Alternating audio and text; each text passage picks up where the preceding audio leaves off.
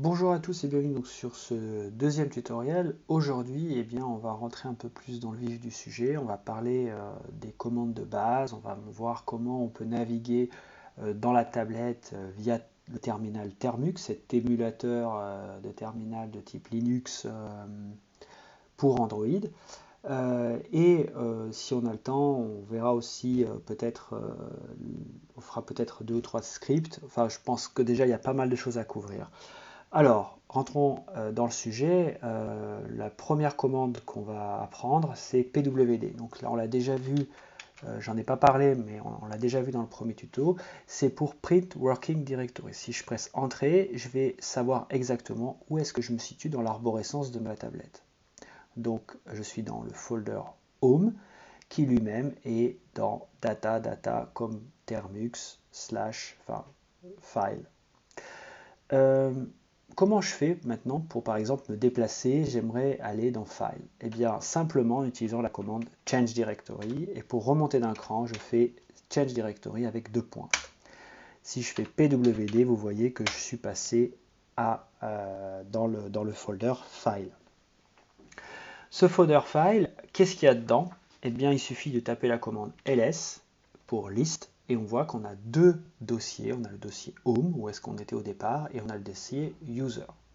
Ce dossier User est relativement important pour Termux parce qu'en fait, c'est là où est installé les fichiers système de Termux. C'est là où les package managers ont installé nos programmes. C'est ce qui fait tourner Termux en fait. C'est quand même relativement différent que ce qu'on peut voir sur Linux. Et ça, c'est normal parce que Termux n'est pas installé à la racine du système pour des raisons tout simplement de sécurité et aussi d'intégrité des fichiers système. Parce que si on fait une connerie avec Termux, on ne va pas bousiller notre tablette puisqu'il est dans l'application Termux dans un sous-dossier qui est le sous-dossier user. D'ailleurs, quand apt ou pkg, qui sont des package managers, ont installé des programmes comme on a vu dans le tuto 1, on a installé Python, on a installé curl, on a installé wget, etc. Tous ces programmes ont été installés via, juste pour entre parenthèses, via en fait une variable bash qui est la variable préfixe. Donc si je tape préfixe, et bien en fait ça donne directement le dossier qui est exclusivement, où il y a exclusivement l'installation des programmes. Voilà, donc ça c'était une petite aparté que je voulais faire. Et aussi pour vous montrer bien qu'on ne peut pas avoir accès au fichier système de notre tablette. Si je monte encore d'un cran, cd deux points, puis si je remonte encore de deux crans, je peux faire cd / deux points. Si je fais pwd, là je me situe dans data. Et puis je veux aller directement à la racine, je peux aussi faire change directory avec la racine écrite. Donc c'est le slash, c'est la racine, c'est le root, c'est l'endroit le plus haut de l'arborescence de votre machine. C'est le départ des dossiers. Je tape entrée. Si je fais ls, et je presse entrée, bah là vous voyez que je n'ai pas la permission aussi d'avoir accès à ça parce que je suis seulement user, je ne suis pas root sur les Android, sur cette machine Android, mais ça n'empêche que je peux quand même installer des programmes. Voilà. Donc on n'a pas, comme je l'ai dit dans le tuto 1, on n'a pas sudo apt install, prendre des droits d'administrateur en gros pour installer des programmes. On peut installer comme on veut puisque on ne touche quand même pas les fichiers système, la base de notre tablette. Donc c'est pas si grave si on n'a pas les droits administrateurs. Donc voilà. Donc maintenant, comment je fais par exemple pour me téléporter entre guillemets d'un endroit à un autre à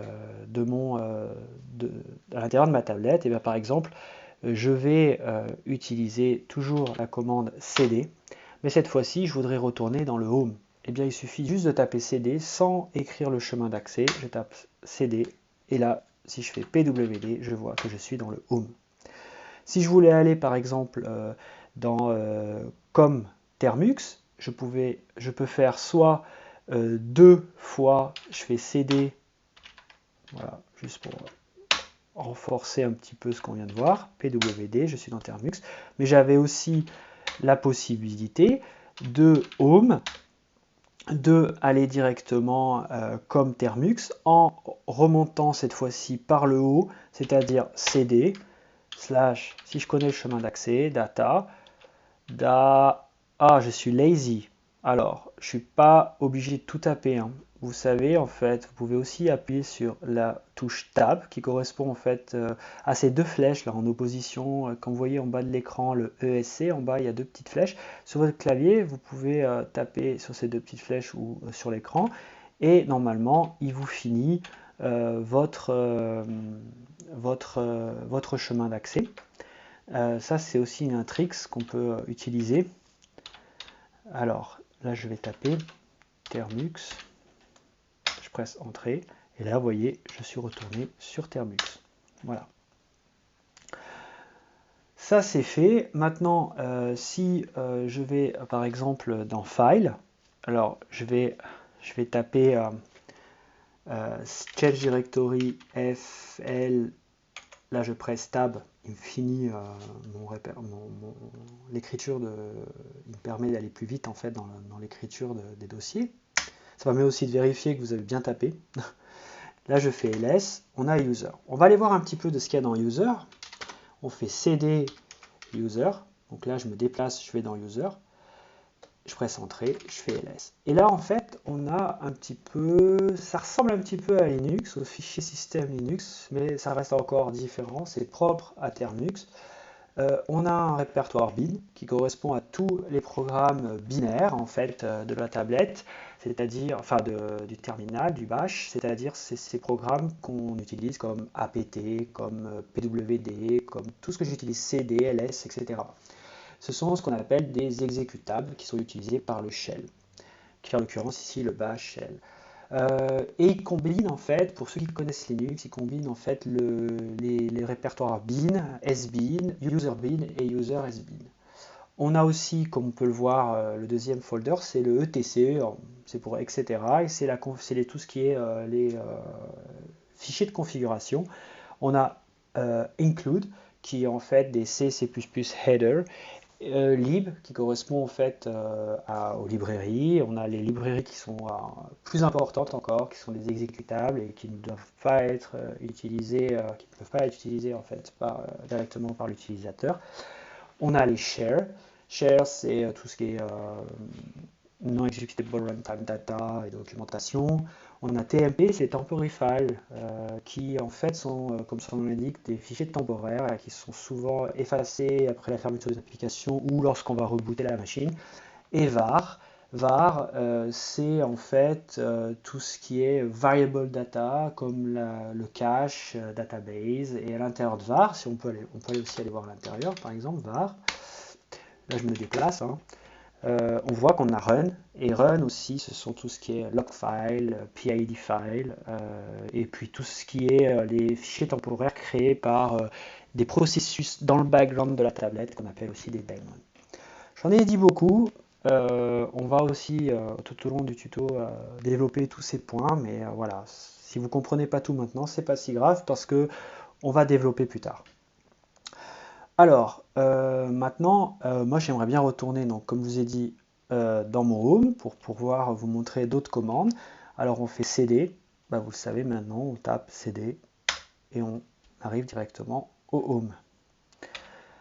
Qu'est-ce qu'il y a dans home? Eh bien il y a storage. Vous vous souvenez en fait, c'est grâce à une commande qu'on avait exécutée lors du premier tuto qui nous permet en fait maintenant d'avoir accès. Si je fais cd storage, je vous avais montré lors du premier tuto, on a accès à l'ensemble des fichiers de notre tablette. Termus a accès à tous ces fichiers.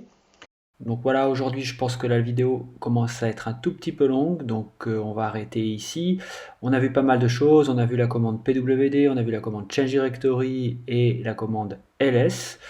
Et en même temps, on a un petit peu navigué dans notre tablette via Termux, on a vu les limites et aussi les avantages. Je pense que pour la semaine prochaine, on regardera un peu plus en détail d'autres commandes. Voilà. Donc je vous souhaite une bonne semaine, à bientôt.